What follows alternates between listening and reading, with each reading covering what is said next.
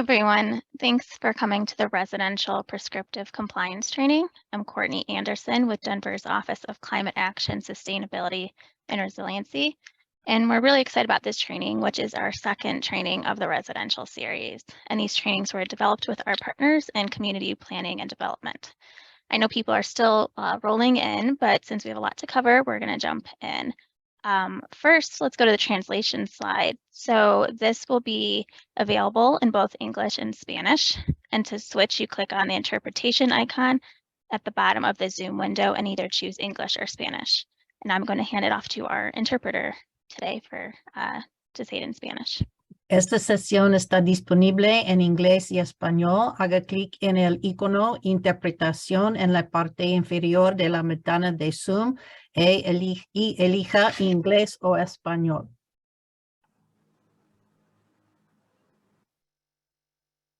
So welcome everybody to today's presentation that covers the residential prescriptive path. It is 90 minutes in duration. I'm Linda Morrison. I lead the energy review team for community planning and development.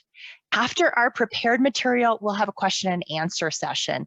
Please type questions at any time into the Zoom Q&A feature. If you have questions that are outside the scope of the energy code, you can email those to residentialpermits, all one word, at denvergov.org. During the session, the moderator will say the questions out loud so community planning and development panel can respond. If we're unable to answer a question in our time together today, we'll answer it via email. So this presentation, let's go back actually to the calendar. Thanks. So this presentation continues from, and it builds on some of the concepts which were a basic compliance overview, which we did last week. That will be posted to our website, as well as this one will be recorded and posted to the website. And please join us for other training sessions in the series, either through live or recorded version. And help us get the word out by sharing what you've learned and the links with your colleagues and other interested people. Continuing education credit is available for people who attend the full session.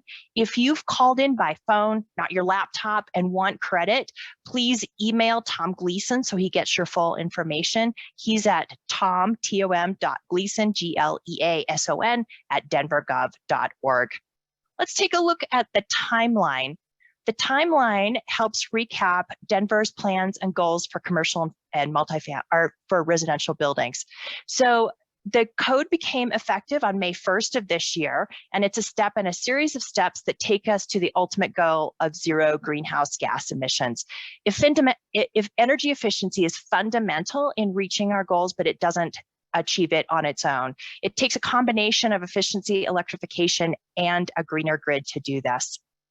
The energy code includes a wide input from a wide variety of community members and stakeholders. So a big thank you to all who contributed. So let's see, we are on the next slide, and it has a link to where you'll find the full Denver Energy Code, and that's denvergov.org/building code. A package of proposed changes to the code is posted there, and it's anticipated to get City Council approval in June. The updates are primarily housekeeping in nature, and the presentations have a preview, but please do check back for the latest. And Denver-specific ComCheck and ResCheck are anticipated to be available in fall of this year. This presentation includes tips on prescriptive compliance before Denver-specific ResCheck is available. Then you'll find other resources on the Net Zero Energy Hub, which is at denvergov.org/energy code. That's the place where you'll find the recording of this presentation, as well as the other presentations, specific provisions, and information about specific compliance options.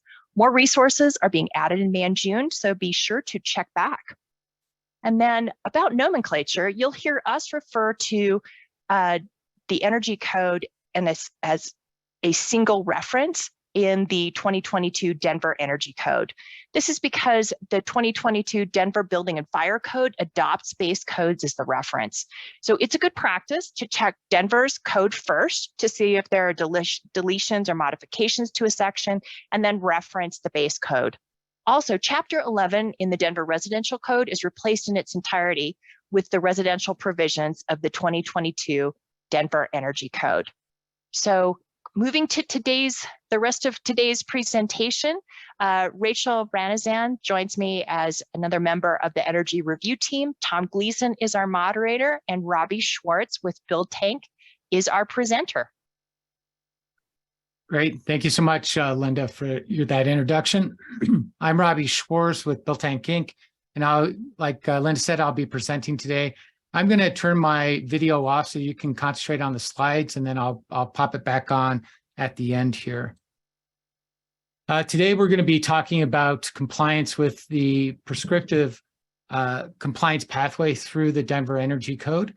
We'll be talking about building thermal envelope compliance options, the additional efficiency package options, additional prescriptive provisions that you need to think about, and then considerations for existing buildings. Let's begin by talking a bit about some of the definitions within the Denver Energy Code, beginning with the definition for residential buildings.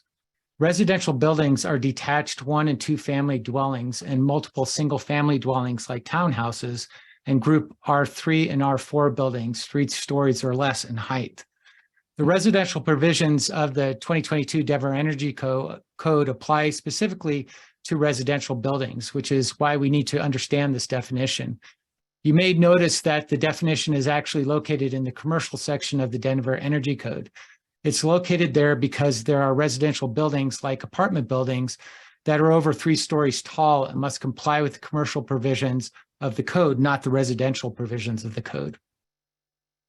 Another definition that we need to understand is new to the 2022 Denver Energy Code, which is the definition of all electric properties. In the city's efforts to promote the electrification of homes, this definition is used in several places in the Denver Energy Code where compliance for all electric properties differ from non-all electric properties. An all-electric property is a property that contains no permanently installed equipment or appliances that utilize gas or gas equipment for combustion within the building or on the site. The exception is for emergency power systems and standby power systems, such as gas-powered generators. However, we need to note that there is no exception for gas fireplaces indoors or outdoors or gas barbecues. Today, we'll be talking about residential projects that can select amongst 3 different compliance options. And specifically today, we're going to be looking at the prescriptive compliance option. But please plan on joining us next week for a training on the performance compliance options, as well as other compliance requirements such as air sealing, insulation installation, and testing requirements, which we'll be covering on June 22nd and June 29th during the contractor and inspector trainings. Project submittals for permitting, you need to provide a few things. The first is completing the Energy Code checklist. The Energy Code checklist lists out a number of items that you need to turn in during the submittal process, including the submittal reports such as the Res Check report or the HVAC design reports, the manual J, S, and D reports. In addition, the full set of construction documents needs to be turned in that show all the required elements and that have been stamped and signed by the designated design professional. Remember, as the other things also need to be included on the construction documents, like the depiction of the building thermal envelope, air sealing details, and other things like that. Now, it's really important that these construction documents have all the items that need to be on those documents, because the plan review team will use those documents to facilitate inspection in the field by recording information that's on those construction documents on the work text box on the permit. These things include the compliance pathway that's chosen for that particular project, the selection of the additional efficiency packages, the proposed renewable energy system, if applicable for that project, and if that project is an all-electric property or not. There are 2 options for the building thermal envelope compliance within the prescriptive section of the code. The first one uses the assembly U factor component and or the component R value tables. And the second option is a trade-off approach that uses the total area weighted U values. We're going to go into depth about both of those different options and beginning with the prescriptive tables. All building thermal envelope assemblies must either pass or utilize the maximum assembly U factor table or the minimum R value component table. The 2021 changes the U factor table to be a default, while the R value table is an alternative. What this ultimately means is that when you're choosing assemblies U factors or the component R values, you can install more insulation in those assemblies or components, not less insulation in those assemblies or components, which means that this particular compliance option is considered the least flexible option that you can use because it doesn't allow the ability to trade off or use less insulation in any of the assemblies or components than is required by the U factor table or the R value component table there. And we'll talk more about trade-offs here in just a minute. Before we do, let's do a quick review of what U factors and R values are. U factors describe the thermal transmission or the rate of heat transfer through a material. And the U factor is actually the reciprocal of the R value. So if you had an R5 component, the reciprocal of that would be a U factor of 0.20. So the lower the U factor, the greater the resistance to the flow of energy from more to less through the assembly here. The U factor describes assemblies, and the R factor is applied to construction components like the cavity R value of insulation. What's also interesting is that R values can be added together, but U values can't be added together. R values describe a material's ability to resist the flow of energy from more to less or from higher concentrations to lower concentrations. The higher the R value number, the greater the resistance to the flow of energy. The nominal R value is the rated insulation value that is provided by the manufacturer. Now, because R values can be added together, you can also use the R value computation method, which means that, for example, if you flash a layer of foam in a building cavity and fill the remainder of that cavity with blown fiberglass, for example, you can add the R values of those two different materials together to get the total R value of that component. Now, continuous R value requirements are separated from cavity R value requirements, and the R value table is also describing the component R value table, not the assembly. So we need to remember that it excludes the framing materials, the air films, and the other like materials that are included in the U factor assembly table. This table is a summarization of the revisions to the Denver Energy Code over the 2021 ICC that require increased thermal performance for some of the assemblies. Note that this slide only highlights those assemblies that have been amended by the Denver Energy Code. So be sure to fully familiarize yourself with the full table and all the requirements before selecting a compliance option. You also want to notice that for some assemblies, such as wood-framed walls, multiple options are provided that combine cavity and continuous insulation. This is noted by the letters CI following the R value.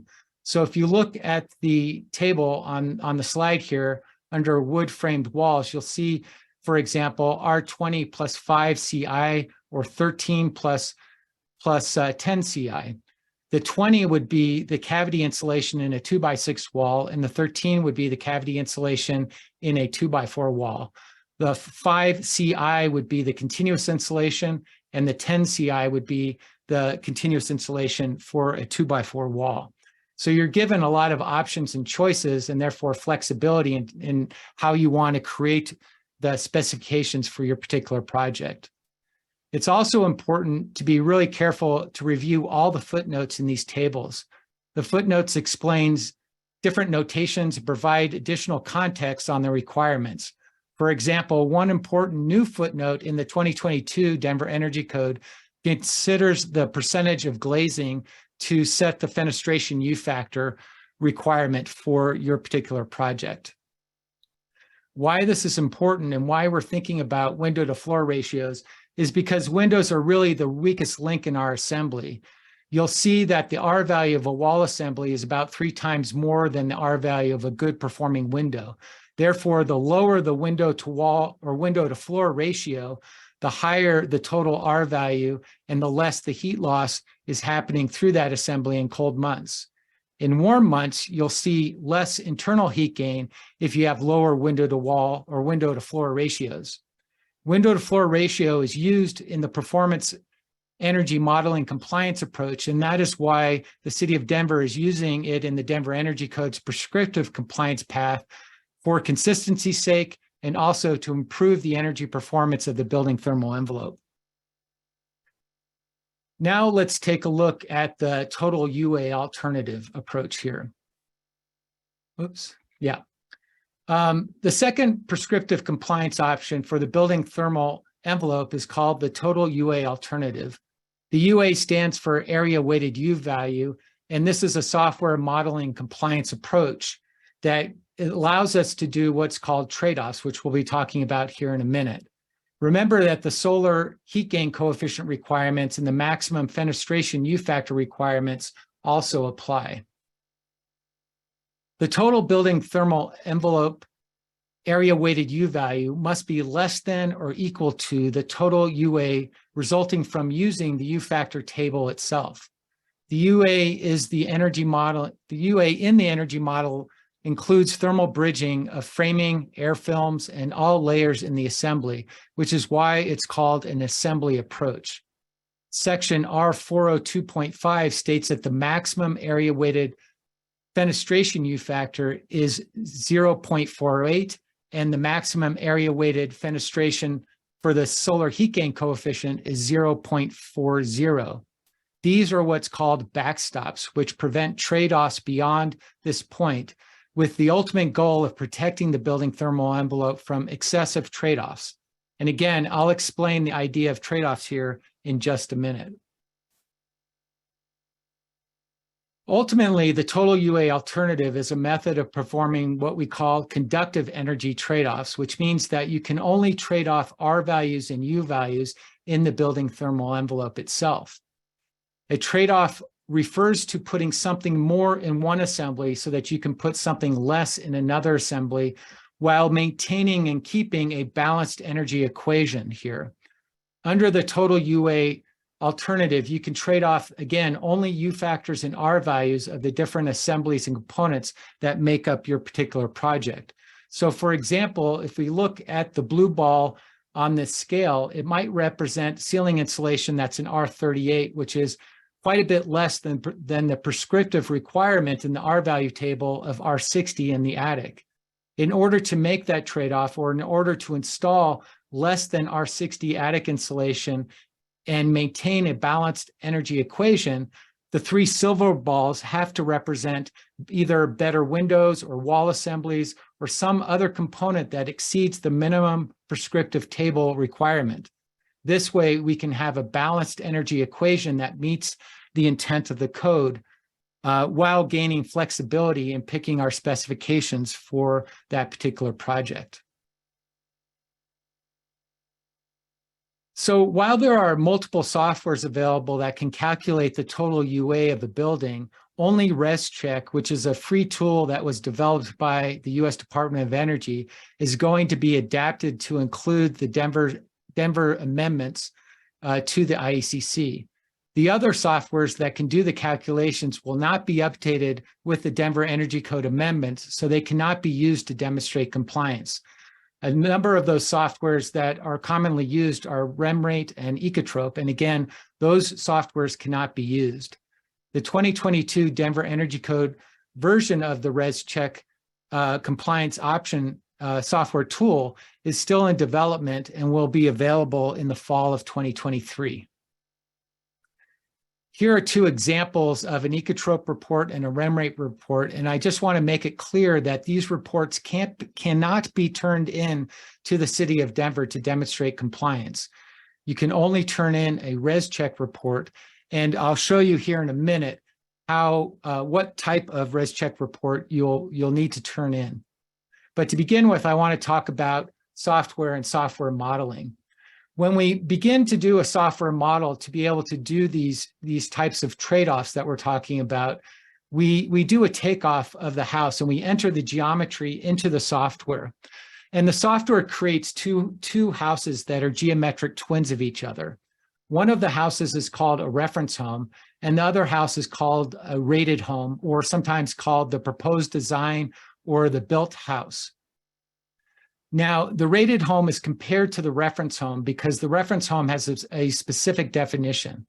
The definition of a reference home is a standard set of house specifications that generate a specific, a consistent, and a quantifiable energy performance there. So in this case, using the area-weighted U-value trade-off approach, the reference home is overlaid with the specifications that are outlined in the U-value table or the U-factor table and the R-value table there. Then the rated home is overlaid with the specifications of whatever the builder and designer want to try to propose for that particular house.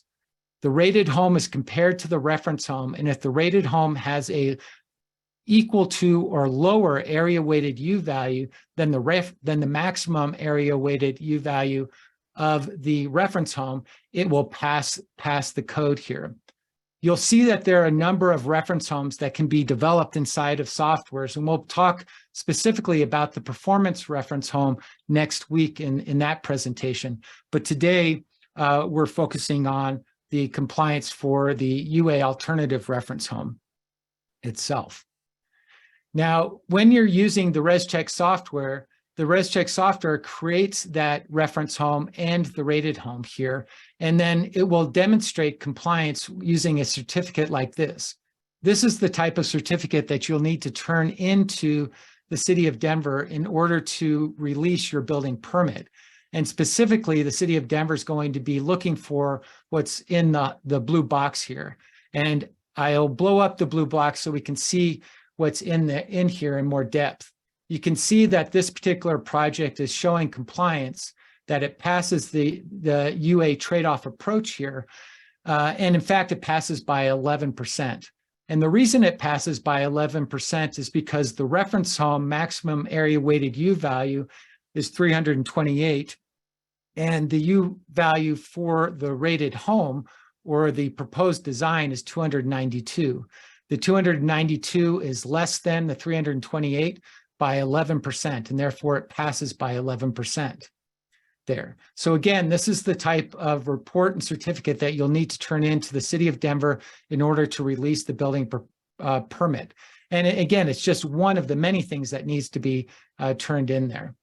The other thing that I want to highlight on this report is the second or lower blue box here in red, where it says that slab-on-grade trade-offs are no longer considered in the UA compliance pathway. The reason that slab edge insulation can't be traded off is because if you look closely at the U-factor table, you'll notice that slab edge insulation isn't reflected in that table. Therefore, the interpretation by the ICC has been made that the R values that are associated with slab edge insulation in the R value table are what has to be installed, and that you can't trade them off because there's been no mention of a U value equivalency for the assembly in the U factor table.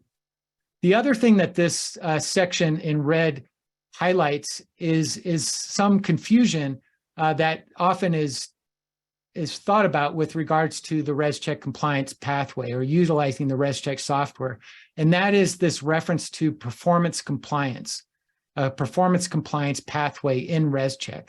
The reality is that ResCheck has a performance compliance pathway, but that performance compliance pathway is not able to be used to demonstrate compliance with the performance approaches of the IECC. So just ignore that performance compliance pathway. And next week, we'll show you how you will demonstrate compliance with the performance approaches or performance alternatives for compliance for the Denver Energy Code. What we need to know, because the ResCheck software will not be amended until the fall of 2023, we need to know how we're going to use the ResCheck software in the meantime here. So I'm now going to talk specifically about the ResCheck workaround that has been developed until the software is updated with the Denver Energy Code amendments. In the ResCheck workaround, additional calculations will have to be done by hand until this Denver Energy Code specific version of ResCheck is released. The objective of the hand calculations is to determine the maximum area weighted U factor allowed for the reference home. You can see that in the example in table 1 here on this slide, that the Denver Energy Code has made some amendments to the U factor table that is the basis of the ResCheck software reference home. These amendments occurred in the U factor and R value table footnotes as well. The Denver Energy Code U factor table, the table R402.1.3, amended the U factor table footnote F, and also the R value table footnote I. Those footnotes used to say that the maximum U factor of 0.32 shall be applied in climate zone 5 to vertical fenestration products installed in buildings located above 4,000 feet. In essence, it allowed you to install a worse performing window, and that footnote has been removed in the Denver Energy Code.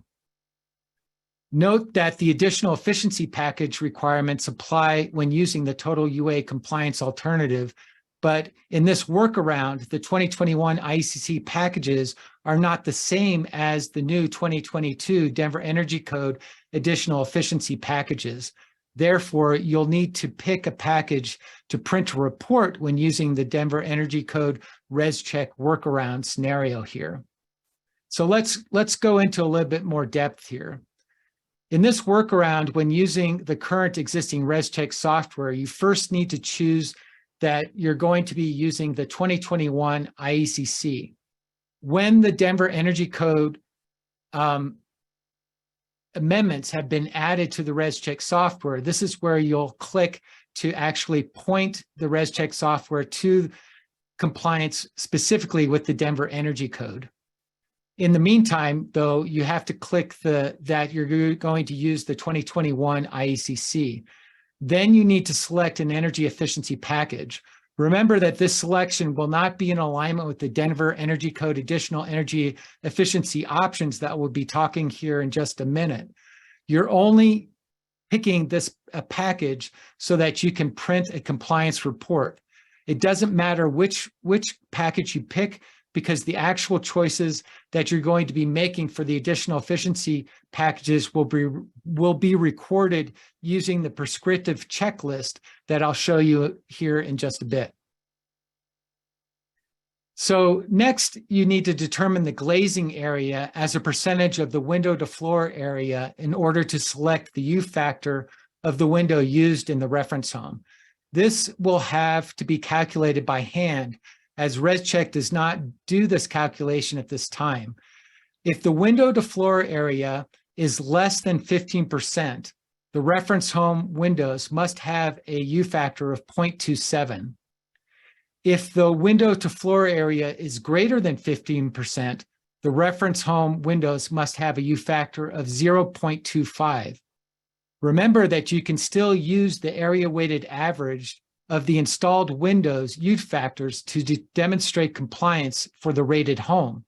However, if you do that calculation, you're probably going to have to show that calculation to the plan review team so that they can determine that the calculation was made correctly. And here's an example of that calculation being done.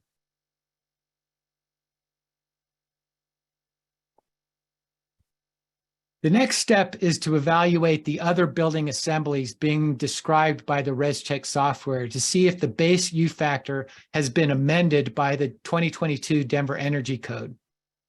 If the U factor has been amended, you will need to hand calculate the area weighted U value as shown on this slide.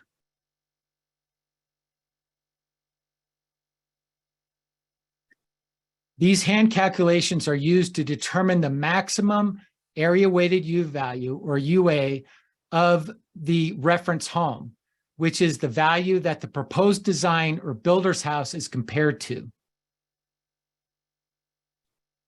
The proposed design must be less than or equal to the maximum area weighted U value in order to demonstrate compliance.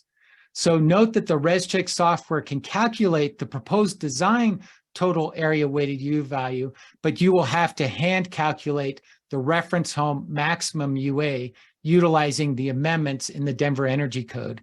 So you create the hand calculated report on the printed ResCheck compliance report so that the plan review team can understand how the maximum area weighted U value is being determined. You may want to review these slides as you create these reports, so especially the first few times that you do that, and until the workaround is sunset and the ResCheck specific software for the Denver Energy Code has been released in the fall of 2022. In addition, it's really likely that this will be an interactive process with the community planning and development plan review team, with some back and forth discussion about the hand calculations to make sure that everything complies correctly with the code. Okay, so those are the compliance pathways that you can choose within the prescriptive pathways. And let's talk about the additional efficiency options next here. The 2022 Denver Energy Code greatly expands the options for additional efficiency packages, and those packages are explained in detail in section R408 of the code. The new credit method increases flexibility for compliance while promoting more energy efficient buildings than the previous code cycles did. And all electric properties have an easier path to compliance to promote building electrification and better alignment with the zero energy goals of the city of Denver. Prescriptive compliance requires a project comply with the entirety of all applicable provisions in sections R401 through R404. Additionally, projects will need to comply with the additional efficiency credits required in section R408. So you'll see that the new credit method in R408 increases flexibility for prescriptive compliance with a variety of efficiency measures to choose from, while still promoting a more energy efficient building than previous code cycles. The number of credits a project must comply with is dependent on building type and whether it's an all-electric building or not. An all-electric building ultimately has an easier pathway to compliance, again, because it's trying to promote building electrification and align with the net zero energy goals of the city of Denver. Also note that tracking the additional energy efficiency credits can be complex, so be sure that you utilize the new R408.1 planning tool that's been incorporated in the prescriptive checklist for the 2022 Denver Energy Code. This is an example of what all-electric home additional energy efficiency requirements are. First, you have to choose your heating and water heating option. These options are narrowed, so you have two choices for your space heating and a couple choices for your water heating, all within electric space heating and electric water heating. So basically heat pump heaters for both space heating and water heating. Then after you've made your heating and water heating choices, you need to choose an option that equals to 3 or more credits to complete the all-electric requirement. You'll notice here that some of the options have more than 3 credits. So you could choose Energy Star appliances, for example, and get 4 credits and meet your obligations for an all-electric property and the additional energy efficiency requirements required for all electric properties. When we're looking at all other buildings, you have to choose from this table 18 credits from this list here and these additional efficiency options here. Additional efficiency options include envelope efficiencies that are based on achieving a lower area weighted U value or reducing air leakage rates in that particular home. You can also choose HVAC efficiencies that include choices of reduced duct leakage, more efficient duct location, more efficient HVAC systems, and better controlled whole house mechanical ventilation systems.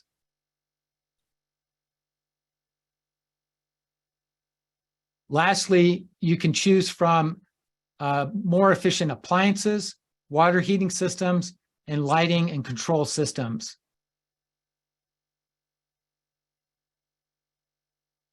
The prescriptive checklist that I've been referencing looks like this and will include these tables to use to select and report the additional efficiency options for your specific project. Remember that you need to fill out either table 1 or table 2.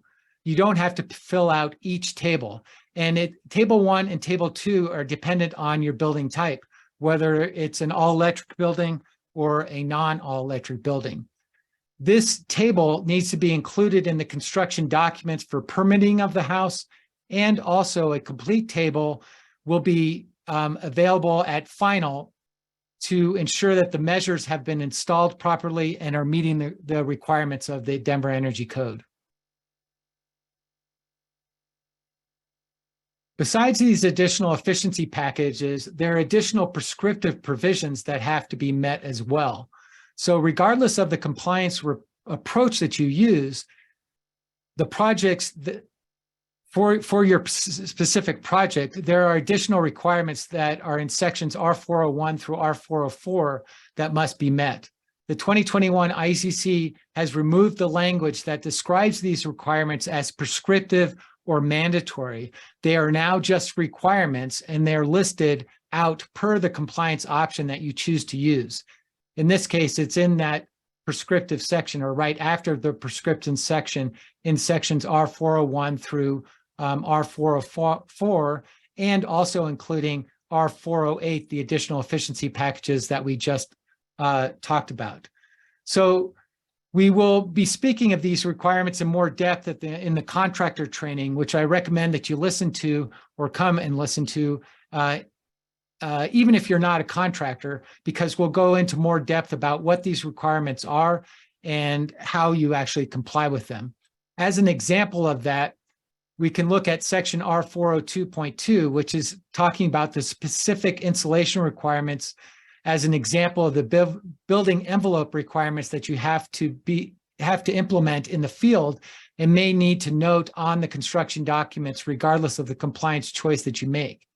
In this case, we're talking about compliance using the prescriptive compliance options, but if you use the performance compliance options, you'll have to abide by these requirements as well.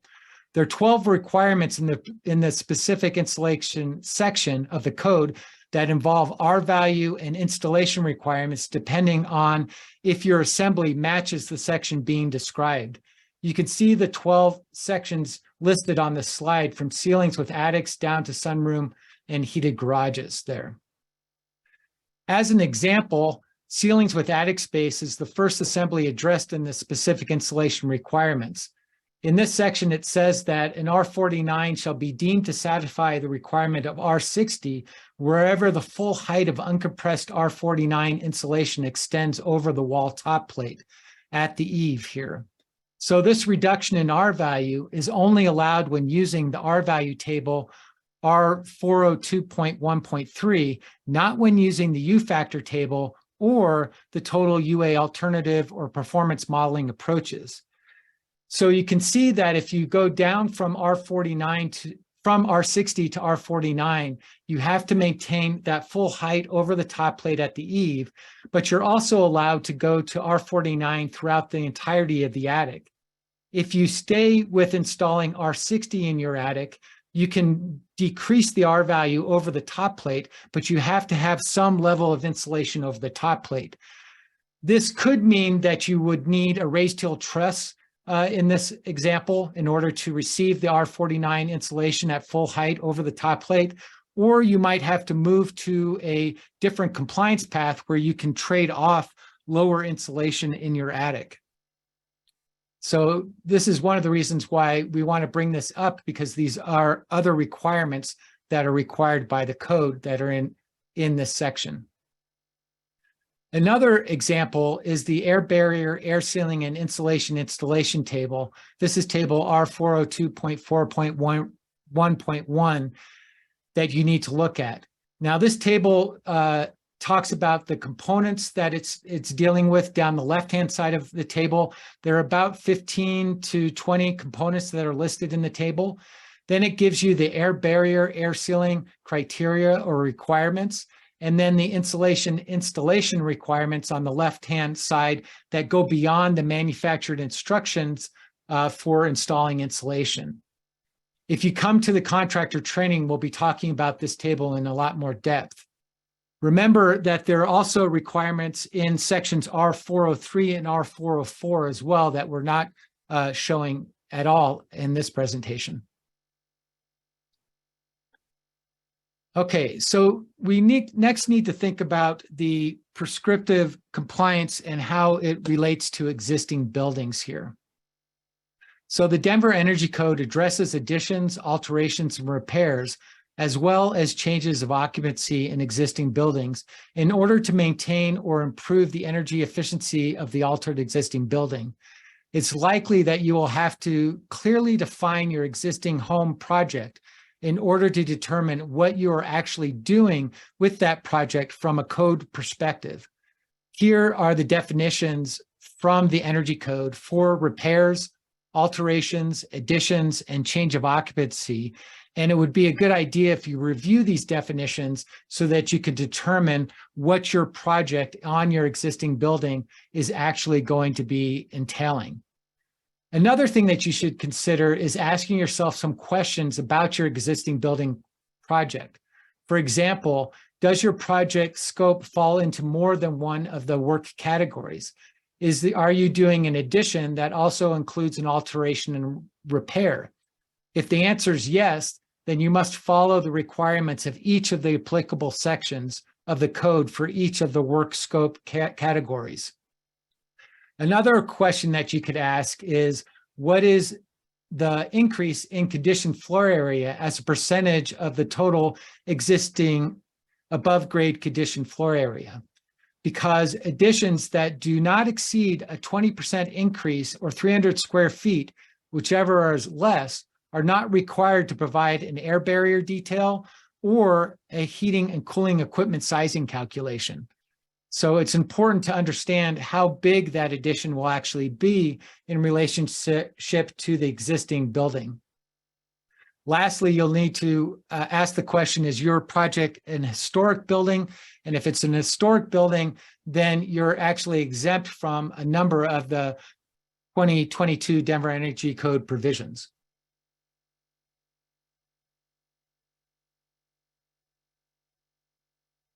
Okay, so when we're looking at existing buildings with regards to the additional efficiency packages, you'll see that they are not actually required for additions, alterations, and repairs. However, there is a slight exception.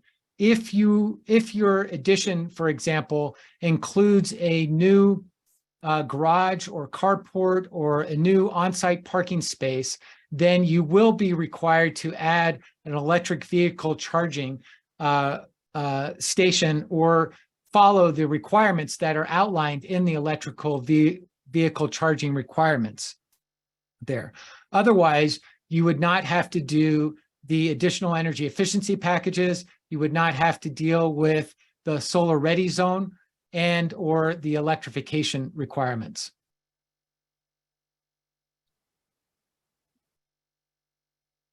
There are two types of additions defined in the Denver Energy Code for existing buildings, and you'll need to determine which type of addition your project is going to comply with. The first is defined as changes in space conditioning, where you're taking unconditioned or low energy space and it's changed to conditioned space. For example, you might be finishing an existing attic or basement, or turning an unconditioned garage into a bedroom, for example. Then you have all other types of additions that are adding conditioned space to the existing building.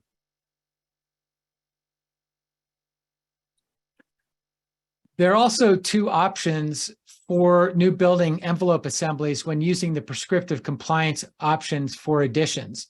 The first option is to use the prescriptive tables, the R value and U factor tables, and follow those in again, the most least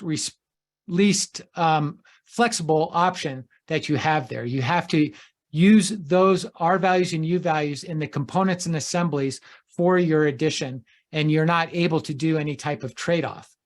Otherwise, you can use the total area weighted U value alternative. However, the total UA of the existing building with the addition and any alteration must be less than or equal to the total UA of the original existing building. This way, you have a little bit more flexibility in determining the specifications for your addition, but it's likely that you're going to be required to upgrade some portion of the existing envelope assembly as well. You'll also note that you'll have to do two energy models. One energy model for the existing building before the addition has been added, and then a second energy model after the addition has been added, so that you can determine if the existing building with the addition has a lower area weighted U value than the existing building did prior to the addition. You also must meet the provisions of the specific insulation requirements, fenestration and air barrier and air sealing requirements, and comply with sections R402.1 through R402.4. Now, with regards to air leakage and additions, you'll see that when you're doing a change in space conditioning, you'll also need to do a pre and post blower door test. The air leakage rate for the addition and any alteration must be less than the air leakage rate of the original existing building. So again, you'll be doing two blower door tests, one before you begin your addition and one after the addition has been complete. One thing that I've noticed in the field is that you need to be called in to do that blower door test before any demolition has been done, so that you have an accurate test there. With regards to all other additions, you'll see that the envelope air leakage testing requirement is exempt. You're exempt from that.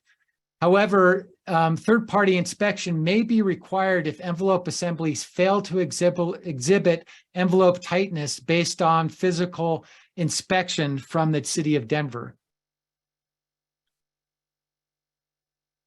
Prescriptive compliance for addition also means that you have to comply with the requirements in sections R403, which is for HVAC duct systems, the requirements for R403.5, which is for new hot water systems, for domestic hot water, and for lighting systems that are in sections R404.1. You'll notice that the lighting requirements now require 100% high efficacy lighting, basically LED lighting in your addition there. In the past code cycles, it's been a percentage of the lighting rather than 100% of the lighting. Now let's look at alterations. For prescriptive compliance for alterations, use the prescriptive R value and U value tables only for envelope assemblies that are part of the alteration. Therefore, you will only have to comply with limited prescriptive provisions, and we recommend that you review the existing home section of Chapter 5 for these projects. An alteration is defined as any construction, retrofit, or renovation to an existing structure other than a repair or an addition. So for example, a replacement of fenestration or windows might be an example of an alteration in the building. Alterations also need to provide and also need to comply with the provisions in sections R403, which are for HVAC ducts, the provisions in R403.5, which is for new hot water systems, and for the new lighting systems in R404.1. Again, 100% high efficacy lighting is required. There's no longer an exception to that. The exception used to say that you did not have to address lighting requirements in alterations that replace less than 10% of the lighting in a space being altered there. That exception has been removed in the Denver Energy Code, and now you have to install 100% high efficacy lighting, or for example, LED lighting in those alterations. With regards to repairs, repairs include the reconstruction or renewal of any part of an existing building for the purpose of its maintenance or to correct damage. Components of the buildings or systems that must be maintained to meet the requirements of the code edition under which they were installed, which means that they don't necessarily have to be brought up to the modern day code. Remember, however, that work on non-damaged components necessary for the required repair is considered part of the repair and does not need to meet the requirements of the alteration either. Repairs might include glass-only replacement in an existing sash or frame, roof repairs, and things like that. With regards to change of occupancy, a project with a change of occupancy or use to a residential building must meet the applicable requirements of Chapter 5, as it will result in either an addition, an alteration, or a repair.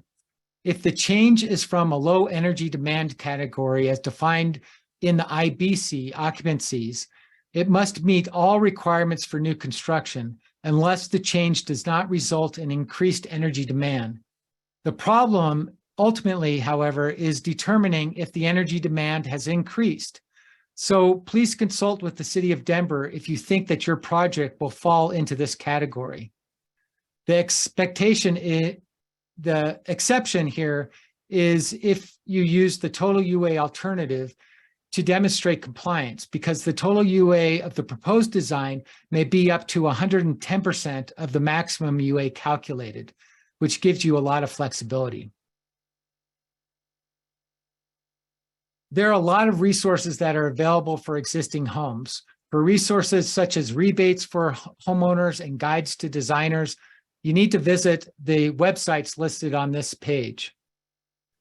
This slide also has website information for contractors on how to work with the Office of Climate Action and Sustainability and Resiliency on rebate programs for existing homes.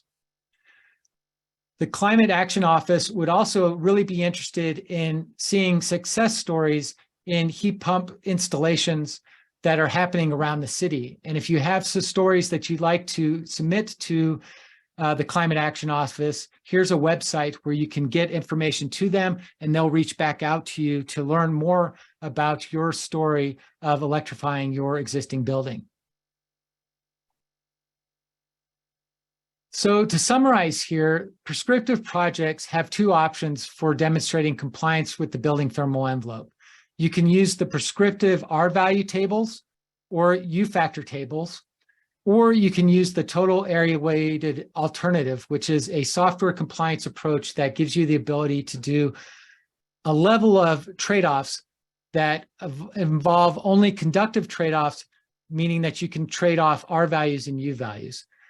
Right now, you'll have to use the ResCheck workaround until the Denver Energy Code is updated in the software, which should be available in the fall of 2023. The new credit method for additional efficiency packages expands the options and flexibility while incentivizing electrification, and it applies to all new projects following the prescriptive compliance option. The prescriptive path has been simplified for projects on existing buildings, and specific requirements and considerations vary by project, so make sure that you know your project type. So that's our session today. We're available for questions, and hopefully we've piqued your curiosity, and you'll ask a lot of questions and actually dive into the Denver Energy Code in more depth. Tom, I'll hand it over to you. Awesome. Thank you, Robbie. Yeah, so like Robbie said, we have some extra time here for questions and answers. So please utilize the Q&A function in the bottom left, I think, of y'all's screens. And we look forward to answering those. With the remaining time, we should be able to get to everybody's questions. But in the event that we can't, we will respond to all questions offline if we don't get to them today. So Hey, Tom, yes. I can't hear you very well. I'm not sure if your headphones are plugged in or if it's just me. Yeah, it would help. Thanks. It would help if I used my microphone. So you. like I said, thanks, Courtney. Yeah, like I said, utilize the Q&A function in your on the bottom of your screen. We'd love to get to any and all of your questions. And we got questions about ResCheck. So I'm gonna lump. I guess there are two that that look similar here. Does the prescriptive approach need to use ResCheck, or is that for just for the UA process? And then I think similarly, can you confirm that if we use the prescriptive tables, we do not need a ResCheck only when using UA? So ResCheck is only going to be used if you are doing that total UA alternative. So if you just want to follow the U factors and R values that are in the prescriptive table, then you would not need to do any modeling or additional calculations as we've shown here. So this is only for that total UA alternative when you want additional flexibility and the ability to trade off, like say you can't, your design, it makes it difficult to meet one of those prescriptive minimums, then this is an opportunity to say, okay, we can put a little less insulation in the ceiling and a little more in the walls and still achieve a code compliant design. So it is only needed for total UA alternative. And there was another question about asking if ResCheck is the only method to show compliance. That is the best tool to use for total UA alternative because it will have our Denver amendments incorporated eventually, and then you won't have to do this workaround. So hopefully this math doesn't scare you too much. Eventually this will not have to happen. But we do have, there are two other compliance paths that Robbie mentioned at the beginning, the total building performance and the energy rating index. And we are going to be covering both of those options in our training next week. So the prescriptive path, either the prescriptive tables or total UA is just one way of meeting the code requirements, and we'll cover those other options next week. It's like a Marvel movie. You end one and you get the teaser for another. So we hope y'all will come back and see us. Okay, another question we have. Oh man, people want to know about this blower door testing. So Rachel, did you say that pre-blower door test is not required for an addition? So they're trying to get there. The code differentiates between these two types of additions that there's a change in condition space. So, I mean, people are asking about basements. I mean, this is an unfinished to a finished basement that counts as a change in condition space because it's previously unconditioned and now you're expanding the condition floor area of the home. So we were attempting to simplify the testing process for existing homes by only requiring it for those kinds of additions. And I think if you have questions about your specific conditions for your addition, we'd be glad to help look at that with you. And we have our email at the end of this, which is energy.review@denvergov.org. So yes, hopefully this is helpful. I think there's maybe some confusion, but ultimately we were trying to simplify this process for many additions. Yeah, thanks for that clarification, Rachel. Let's see. Can you use a mix of U values and R values for prescriptive, or does it need to be completely one or the other?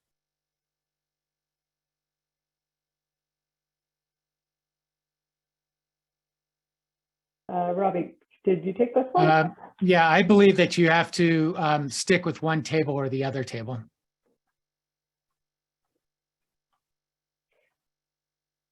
And I believe the values are intended to be complementary. If you look at the tables you know, like the fenestration U factors, the skylight U factors, the solar heat gain factors are the same between the tables.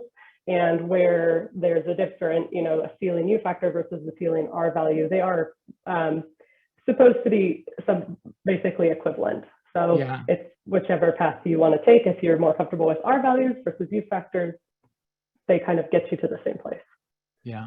I would say that most people will use the R value table if they're using the tables because it's more straightforward. It tells you in that particular component, whether it's a framed wall or a ceiling, what R value you actually have to install there. The U factor table in reality is primarily used by softwares when doing the software calculations and algorithms within the software there.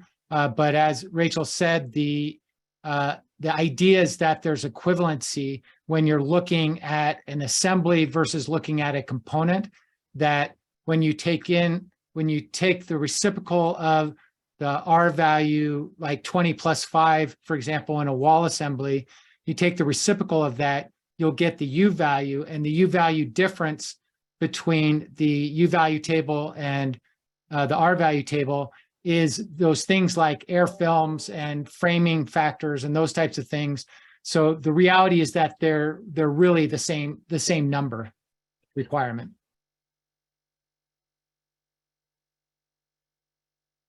Yeah, good point of clarification. Okay, I have another question here. Let me see. So we're going to get a little bit specific, but how many credits in R408 do I need if I have electric space and water heating, but have a gas stove or fireplace? You would need 18 because it's not an all electric building. And you would use this checklist here. Rachel, anything to add? I just see nodding. Robbie nailed it. No, that's correct. I mean, that's kind of moving towards electrification, but the all electric property really means that you aren't using gas for anything on the site except for emergency power. So that would still count as an all other building for the purposes of R408. Yeah, I'm just going to put up the definition of all electric properties again. Oops, if I can find it.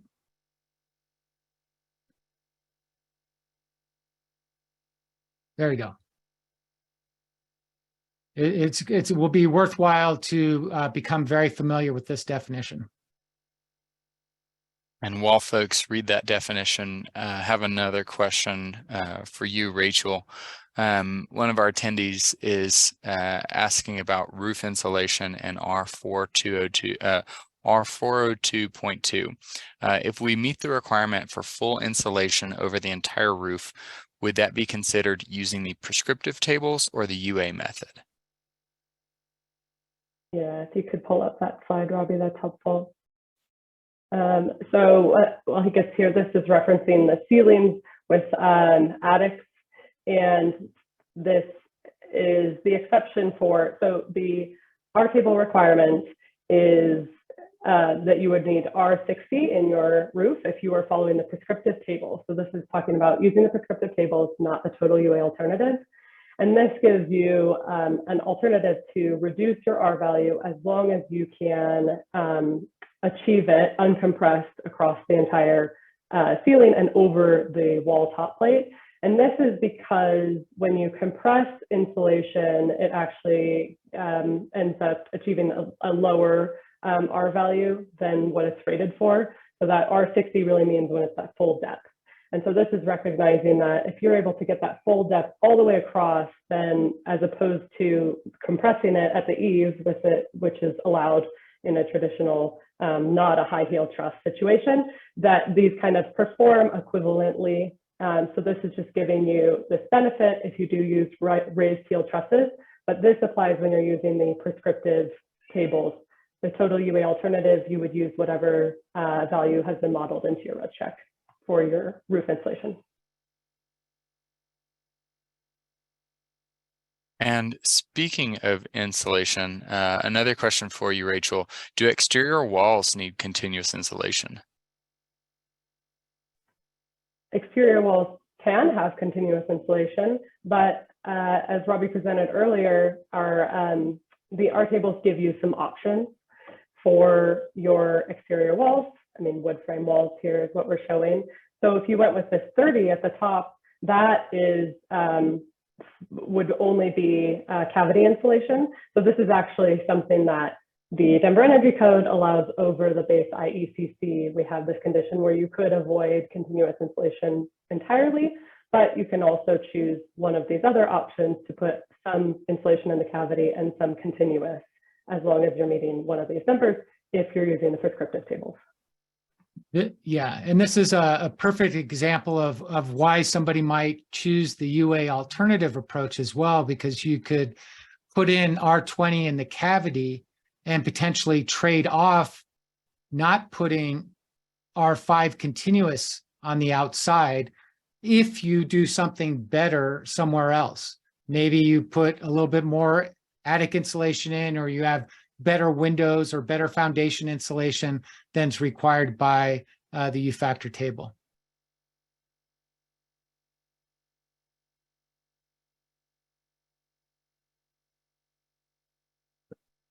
Okay, and Rachel, I have one more for you. How will folks know, how will folks know when ResCheck is available for use this fall? So I would recommend signing up for updates from the Building Energy Codes program, which is, if you Google the ResCheck website, they have a place you can sign up for updates if you want to know. But CPD will also send an announcement through our newsletter when it is available. So sign up for that as well if you're not part of that newsletter. Okay, and the questions keep coming in via chat. So thank you for everyone who's sticking with us and continuing to ask questions. So how do we define historic buildings for the new energy code exemptions?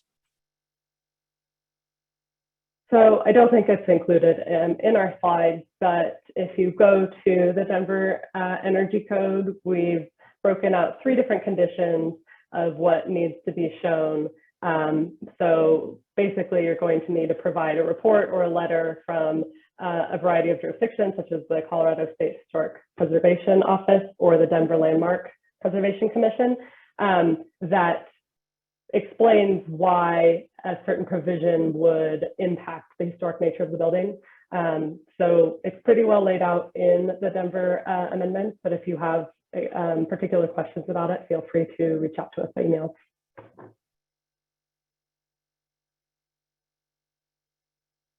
Okay, and it looks like the continuous insulation question prompted another one. If the roof is a TJI that has an R49 continuous insulation, does this meet the insulation prescriptive requirement?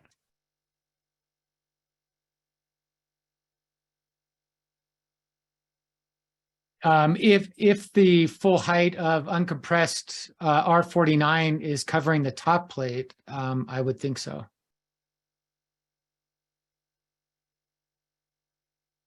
What I'm thinking of is a raftered ceiling that's raftered with 12-inch TJI, for example, and you would have to just make sure that your blocking at the end is to the exterior so that you get full height of insulation over the top plate. Otherwise, you would have to go to a different, you wouldn't be able to use the R value table there.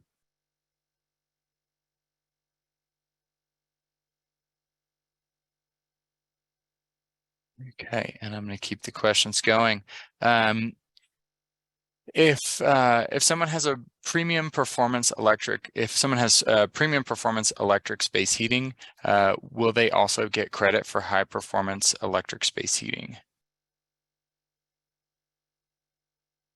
So there are different subsections within the R408 credit, and you can only achieve credits from one measure in each subsection. So within the space heating category, you can only choose one of those to count towards your point. So if you choose the premium performance electric space heating for 10 credits, even though that would also, that unit would meet the requirements for high performance, you don't get to kind of double count for the same unit. So you only get to select one within each subsection.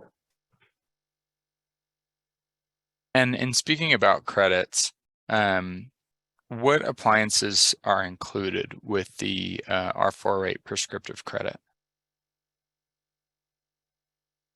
So there are credits available for space heating, cooling, and water heating equipment, as well as credits for improved envelope and duct performance, lighting, and system controls. And this section, R408, was really designed to provide a lot of different options and flexibility for design teams to be able to choose the best vendors for your project. Yeah, and specifically to the appliances, only Energy Star appliances are applicable. All right. Have another question here from Kurt, who wants to know, he wants to clarify that R402.21 and R402.2.2 reductions cannot be used with the total UA alternative pathway. Yes, that's correct. And this is referring to those attic or the ceiling R value reductions that we were talking about, where you can use the R49 as long as it's uncompressed. That only applies if you are using the prescriptive tables, because if you're using the total UA alternative, you have a lot more flexibility to model whatever R factor you want within the roof and all of the other assemblies. Okay, and maybe this is a softball, but here's another one. So does the checklist need to be signed? So we've actually updated and revised the checklist a little bit to try to make them a little bit more user-friendly and accessible. So we've moved from an Excel format to a fillable Word form. And we've also, since these are submitted along with the rest of the permit submittal that is already being signed off on when you're submitting it through ePermits, we've removed the requirement to directly sign the checklist. So hopefully this kind of simplifies the process for our submitters and makes it a little bit easier to fill it out. Okay, and my last question, can you tell us a little bit more about the new Denver specific provisions such as minimum renewables and solar ready zones? So we actually covered a lot more of the requirements for all pathways in the presentation that we gave last week. So if you weren't able to attend that training, we've answered in a type form for some of the questions. We will be publishing recordings of all these trainings along with the slides and answers to questions that we weren't able to get to live within the next couple of weeks. And we will send out an email to all registered attendees at that point so that you know it's live and ready to be viewed. Awesome. And you you set me up nicely to close out here. So Rachel said it, we'll be sending out recordings, a script of the questions or the log of the questions answered in this meeting, as well as the slides. Hope to get those up in the next few weeks. So this is our second residential training. We have 3 more. We also have 3 more on the commercial side. So please stay tuned, come join us again, but we are out of questions. So we're going to give everyone a little bit more time back in their day. Thanks for participating and everybody have a good one.